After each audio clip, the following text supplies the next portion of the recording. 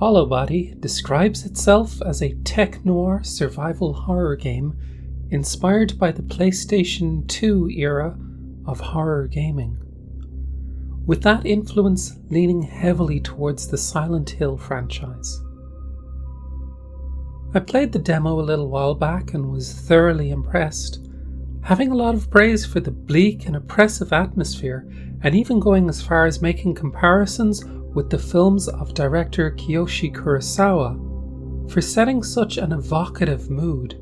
Now that I've played the full game, how does it hold up to those initial impressions?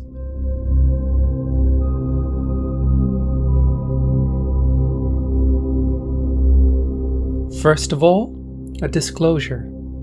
I received my copy of Hollowbody from the developer, and I always like to be upfront with any disclosures. With that out of the way, I'm pleased to say that yes, it certainly holds up. We begin with a little exposition. The game's opening text tells us of a catastrophic event that struck the western cities, a potential bioterrorism attack hitting an already economically deprived area. The privileged few were evacuated to a new high-tech city floating in the ocean, while authorities build a colossal wall to seal off the affected cities and decimating them with orbital bombardment. A premise that reminded me somewhat of the 2008 Neil Marshall movie Doomsday, where Scotland was quarantined and walled off from the rest of the UK. It is in this exclusion zone some 60 years later that Hollowbody is set. We first take control of a woman named Sasha for the intro. Her mother was one of the lucky few to make it out of the exclusion zone as a child, and she's signed up with a research team looking for answers. I'm just sick of no one being held accountable. We're sent to look for a missing teammate, Mark, who has wandered off from the rest of the group, and eventually finding ourselves at the opening of a beachside cave, and the over-the-shoulder camera switches to a low, fixed angle framing a discarded gas mask in the foreground.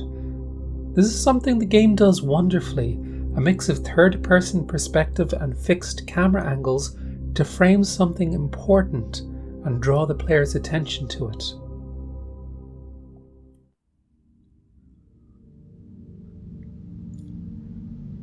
"12 days later, Sasha has been missing, and we're introduced to our main character, a smuggler named Mika, who, determined to find her girlfriend, is setting out for the exclusion zone. Through this cutscene, we see a glimpse of the futuristic city of Ionis, towering skyscrapers that evoke the likes of Blade Runner, a moody cityscape drenched in rain and neon, and even includes a nod to the Matrix. It deftly establishes a contrast between the world Mika knows and the exclusion zone she soon finds herself stranded in. We start the game proper when Mika's hovercar crash lands on a residential street, the towering walls surrounding the zone looming above us. Injured and unable to call for help as our radio can't find a signal, so we have to find a building tall enough to get a signal through the interference.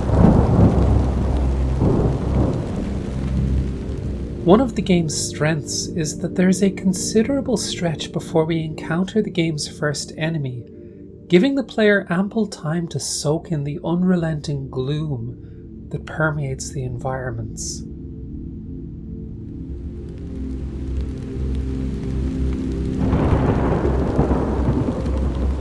Now, there is no avoiding the Silent Hill comparisons. Hollowbody is a game that is absolutely unashamedly paying homage to the heyday of survival horror. The very first location we explore is an apartment building, echoing Silent Hill 2's Woodside Apartments.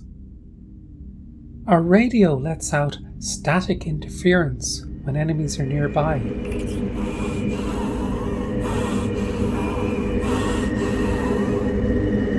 it's not shy about its primary source of influence. There's even a nice little detail with the brand of ammo you pick up. Mikami and Toyama, a nod to both Resident Evil director Shinji Mikami and Silent Hill director Keiichiro Toyama. But over-reliance on nostalgia can be a dangerous pitfall. If a game doesn't have a strong sense of identity of its own, it will run the risk of reminding the player of a better time they could be having, and that's never something a developer wants to do. However, I think what Hollowbody does here is quite clever. It invites those comparisons initially, using a nostalgia and a sense of familiarity as a hook, before revealing its hand to us completely, and introducing its own themes and ideas gradually. As we explore the exclusion zone, we find documents to read and audio transmissions that we can use our radio to listen to that shed light on whatever happened to the western cities before the collapse. It paints a picture of an ever-worsening situation, with a private corporation taking over and residents being promised an economic revitalization that never came, running water being shut off, people being strong-armed to relocate, the heavy presence of private security forces that casually threaten in the streets, and lingering questions of the company's true motivation. Better listen to you, Mummy. Got that out, get you locked up, kid. Shut up! Shelley! Come on. Now. I'm so sorry. Keep your kid out of my face. Little shit needs to learn some manners. We get the sense that what went wrong started long before any outbreak, and depicts a far more mundane and uncaring evil. An aspect of the game's world building I adore is how corpses you discover throughout the game have their personal information displayed to us.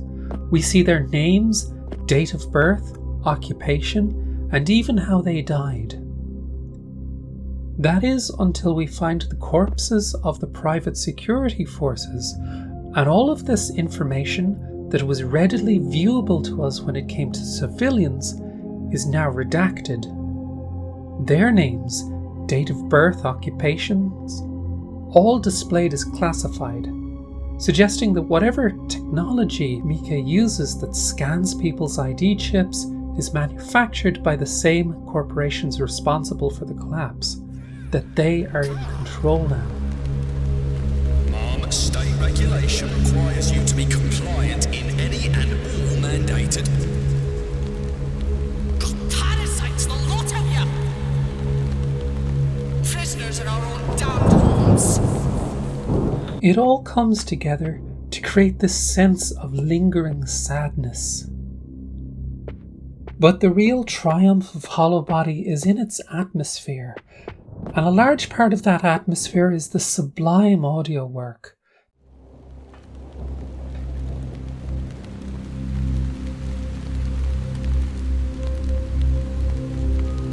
The music sets a disquieting ambience, a constant hum of low droning tones punctuated with ethereal synths ringing out, set against the rain and thunder in outside areas, creating a potent mood.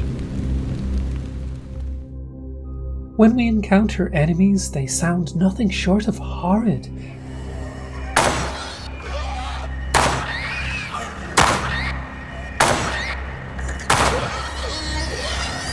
Their distorted wheezing and screeching, as well as babyish cries, along with the aforementioned radio interference sounding off, creates a very unpleasant soundscape. These strays, as well as posing a physical threat to Mika, are upsetting just to be around, and that is an impressive accomplishment for any horror game. Visually, it strongly draws from the PlayStation 2 era, detailed enough that we get a great sense of the environments, but lacking enough visual fidelity that there's still a sense of ambiguity. Light drops off quickly and details in the distance are obscured to great effect.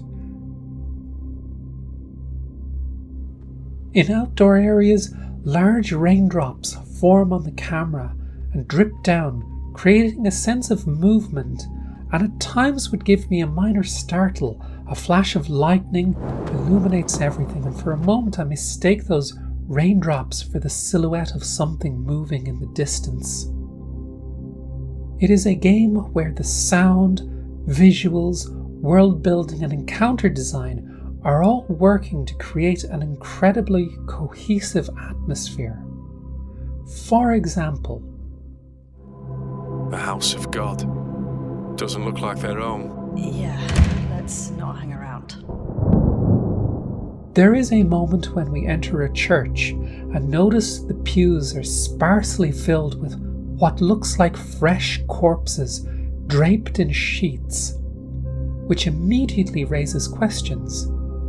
In a city where nearly everything is long dead and decayed, how are there fresh corpses? Where did they come from? If they were displayed there, by who exactly? Are they actually dead? This is also where we find the game's shotgun, and I was expecting them to come to life once I picked up the new weapon, but I have to hand it to the game. It knows when to hold back and let the player stew in anticipation of a scare that never manifests. It masterfully keeps the tension ratcheted up tight. The combat isn't particularly difficult, but enemies can still pose quite a threat, especially in cramped corridors. The initial challenge lies more in resource management and trying to decide which enemies you could safely avoid and which to dispatch, when to risk going in for melee kills, as well as when best to use more valuable ammo types. All that classic survival horror goodness. Hollowbody being cut from the same cloth as Silent Hill means there's no limited inventory, so if that's an aspect of the genre you dislike, you can rest easy. Puzzles are for the most part relatively easy, just finding key items and getting contextual clues as to where to use them. Inspecting items in the menu gives you a hint as to what they're used for. Like this old battery is leaking acid. Could that be used to eat through something? There's a few nice noodle scratchers here too, like having to work out the combination to a safe, but nothing too taxing. One last thing that I really appreciate is that if you are like me and your introduction to the survival horror genre was on the PlayStation 1, there is the option for tank controls. This isn't for everyone, but I prefer the character relative controls for games with fixed camera angles. However, the game also offers a little modernization by including a lock-on, so aiming isn't an issue regardless of the camera positioning.